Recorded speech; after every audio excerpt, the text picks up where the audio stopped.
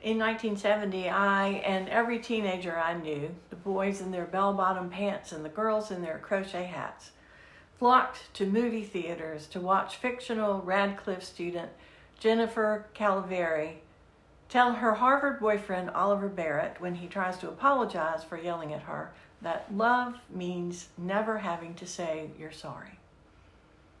Oliver repeats this line to his estranged father at the end of the movie, after Jennifer has died of leukemia, although most of us didn't hear him say it over our loud sniffling at the beautiful, dramatic sadness of it all. Oh, how romantic this love story was. Everyone knows that saying I'm sorry is a difficult task. Saying I'm sorry and actually meaning it is well nigh impossible. No wonder we all love the line, love never means never having to say you're sorry. We don't want to say we're sorry. We don't even want to be sorry. We want to be spared discomfort, especially the discomfort of admitting that we are wrong. So if saying sorry is that difficult, then saying I forgive you is nearly unthinkable.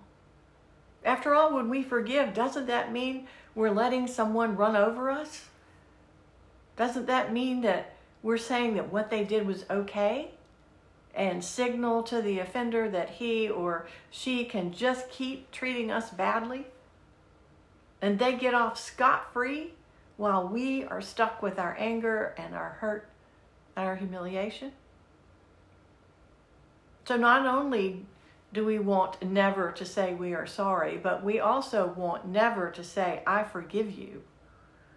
That's the most uncomfortable thing of all.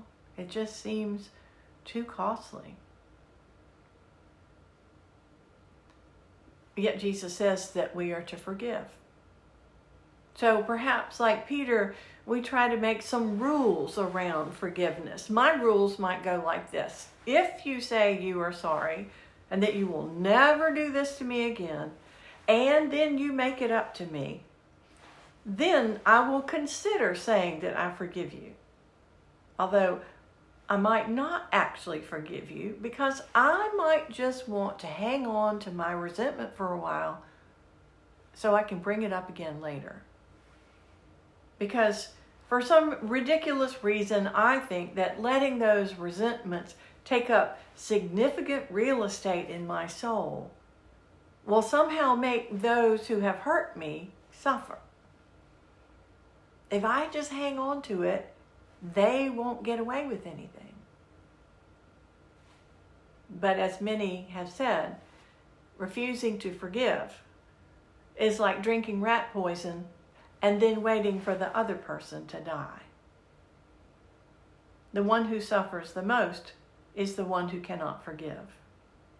The one who hopes to retaliate, get revenge, punish. That person is a prisoner, bound to an identity as a victim, with a hole in the heart where love is supposed to be. Here's a story about forgiveness. It's not about the process of forgiveness. It's what can happen when we have forgiven, when we have let go of our resentments. In the 1990s, a small group of Israelis and Palestinians, each of whom had lost a close family member in the never-ending conflict in that region, got together to form the Parents Circle Family Forum. They wanted to heal the holes in their hearts left by the senseless killing of their beloved family members. And so they got together to talk. Because even though they were supposed to be enemies, they had something important in common: the death of a child, or a spouse, or a parent. And they knew that hating Israelis or hating Palestinians would not bring back that child or a spouse or parent, but would instead ensure that more people would suffer as they had. And so they decided to work for reconciliation.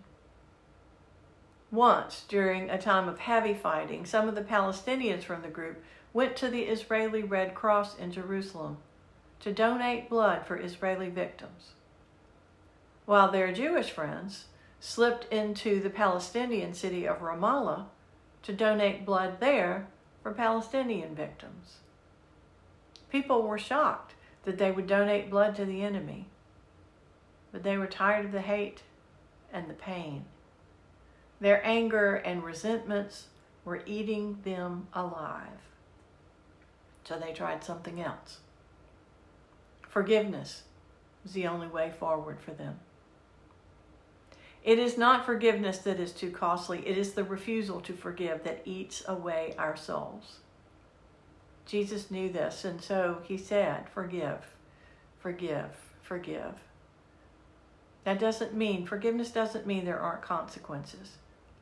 Forgiveness does not erase consequences, does not say that what someone did was okay. Forgiveness doesn't mean that we must allow ourselves to be abused or tell others that they should endure abuse. Forgiveness doesn't mean one has to continue in relationship. But forgiveness does mean we decide to let go of resentment and a desire for retribution, which allows us to move away from victimhood and back into life. Nearly everyone has needed forgiveness at some point.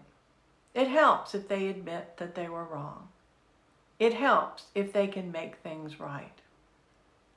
But so long as we make forgiveness conditional and transactional, so long as we see it as gaining some kind of mastery or getting revenge over someone else, if it's about some kind of warped power thing, then we're missing the point Jesus makes to Peter, and we're still prisoners. We're still caught up in the rage and resentment cycle. We still have holes in our hearts where love is supposed to be. So Jesus says, forgive and forgive and forgive and be free. And postscript. In 1972, there was another movie we all went to see called What's Up, Doc? Ryan O'Neal, who had played Oliver Barrett in Love Story, was in that one too. And in the last scene, O'Neal apologizes to his kooky co-star, Barbra Streisand. She quickly says to him, hey, love means never having to say you're sorry. And he looks at her for a second and then replies, that's the dumbest thing I've ever heard.